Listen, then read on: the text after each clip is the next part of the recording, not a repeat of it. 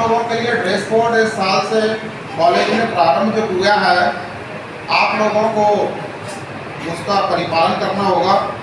और अगर कोई दिक्कत अगर आती है तो हम सब लोग आपके लिए बैठे हैं। कहाँ से आपको क्या दिक्कत है वो आप हम लोग बैठ के उसको सॉल्व करेंगे। लेकिन ड्रेस कोड अगर होता है तो आपके लिए और हम लोगों के लिए, दोनों के लिए फ़ायदेमंद होगा। ये संकेत देती है कि आप लोग अनुशासित होना सीख रहे हैं। वैसे हमारे यहाँ के बच्चे बहुत अच्छे हैं और अपना पूरा अनुशासन का परिचय देते हैं। हम चाहते हैं इसकी कड़ी में और जुड़ जाए कि हमारे बच्चे जो है ना ड्रेस पहन के आने लगे।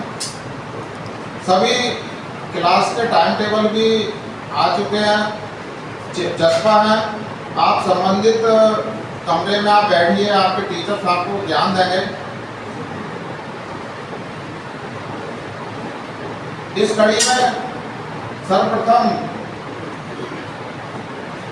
संस्था की वरिष्ठ हमारी समाजशास्त्री प्रोफेसर श्रीमती हम सीमा नैमा मैम से हम अनुरोध करेंगे कि वह हम सब लोगों को 2 शब्द कहकर हम लोगों का ज्ञान बढ़ाएं।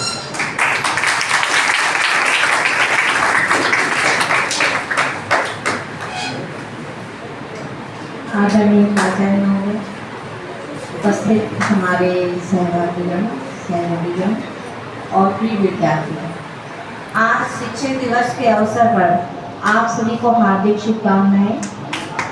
सबसे पहले मैं अपने टीचर्स के प्रति कृतज्ञता व्यक्त करना चाहूँगी, जिन्होंने आज हमें स्लाइड बनाया कि हम टेबल के इस पार बैठे हुए हैं। ये बहुत बड़ी बात है और इसके लिए हम उनके आभारी हैं। उन्होंने उनके प्रयासों से ही आज हम इस स्तर तक पहुँच पाए हैं। उनके प्रति मैं श्रद्धा व्यक्त करती हूँ। आप लोगों के लिए मेरी शुभकामनाएं हैं। आज एक विद्यार्थी के सहयोग से और उसकी एक इच्छा की वजह से इतना बड़ा प्रोग्राम आज आयोजित हो गया। हम लोगों को इसकी उम्मीद इसलिए नहीं थी क्योंकि अभी क्लास शुरू नहीं हुई आप लोगों की, है ना। क्लास शुरू होती है तो आप हम लोगों को जानते हैं, टीचर्स को जानते हैं और अपने मन में आप हमारे प्रति कोई भावना पैदा करते हैं, है ना। लेकिन ये हमारे पुराने स्टूडेंट हैं और इन्होंने अभी MA में एडमिशन लिया है और उसकी वजह से इनको लगा कि हम लोगों के प्रति इनका कुछ कर्तव्य है, कुछ करना है, इसलिए इन्होंने ये आयोजन प्रारंभ किया। शिक्षक दिवस के अवसर पर मैं ये कहना चाहूँगी कि शिक्षक जो होते हैं उनके वो केवल पढ़ाने के लिए नहीं है। हमें जो किताबी ज्ञान है वो उनसे प्राप्त होता है तो ठीक है, लेकिन उनका जो व्यक्तित्व है वो भी आपको कुछ ना कुछ सिखा रहा है। और हर एक, मैं अपनी खुद की बात कर रही हूँ कि हम में आज जो कुछ भी है, पढ़ाने का जो तरीका है या बात करने का तरीका है या शिक्षक विद्यार्थी के प्रति व्यवहार का तरीका है, वो हमें अपने टीचर्स से आया है। जो टीचर्स हमें पढ़ा रहे हैं, यानी हमारे एक टीचर थे, वो हमेशा ये बोलते थे कि आपको क्लास में जाकर ये ध्यान में रखना चाहिए कि भले बच्चे को आपके ज्ञान का कोई अच्छा समझ में आए या नहीं, लेकिन उसको ये जरूर समझ में आएगा कि आपको ज्ञान है या नहीं।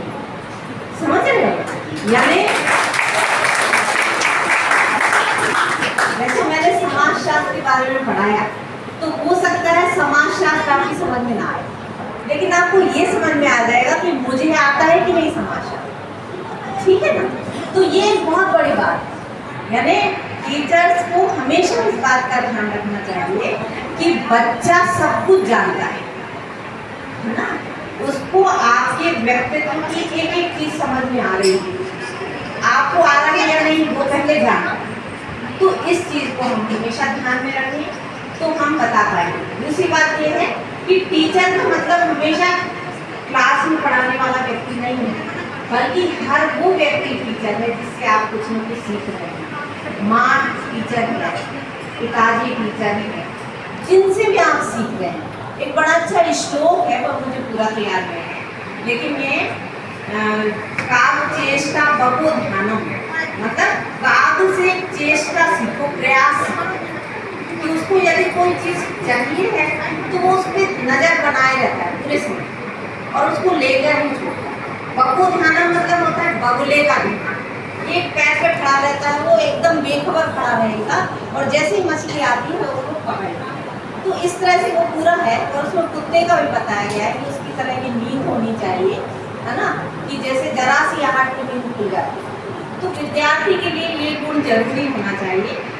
अगली बात मैं ये कहना चाहती हूँ कि वर्तमान जो शिक्षा पद्धति है उसमें आप लोगों के लिए शिक्षा का जो किताबी ज्ञान है यानी पुस्तक का जो ज्ञान है वो उतना इम्पोर्टेंट नहीं है। ये मैं इसलिए कह रही हूँ क्योंकि किताबी ज्ञान तो आपको मिल ही जाएगा, जैसे ही परीक्षा आने वाली होती है आप कहीं ना कहीं से पढ़ते ही हैं, चाहे आप गूगल से पढ़ें, चाहे आप 20 क्वेश्चन से पढ़ें, यानी कहीं से भी, और एग्ज़ाम आप पास कर लेंगे ये आपको भरोसा है, ठीक है ना। लेकिन दूसरी बात क्या है कि वर्तमान में जो शिक्षा पद्धति आई है उसमें टीचर्स के लिए बहुत सारे नए नियम बनाए गए। कैसे नियम हैं? वो ये नियम है कि विद्यार्थियों में कौशल का विकास कैसे किया जाए, उसकी क्षमताओं को इम्प्रूव कैसे किया जाए।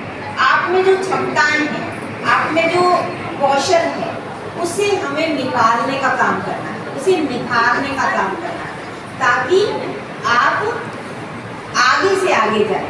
ऐसा नहीं है कि केवल आप विषय को पढ़कर उतनी उन्नति कर लेंगे, ऐसा नहीं है। वर्तमान समय में कौशल की कीमत है, आपकी क्षमता क्या है। इसलिए आपसे हम लोग ये उम्मीद करते हैं कि जिस भी क्षेत्र में आपको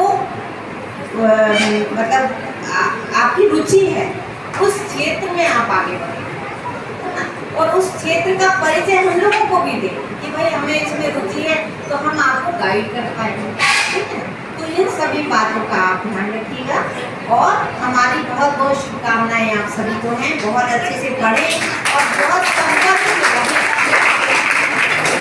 टीचर के हमेशा संपर्क में रहें, यानी हमें आपका नाम याद होना चाहिए। इतनी बार आप क्लास में आए, इतना पूछें कि हमें आपका नाम याद हो जाए, बस ये याद रखिए।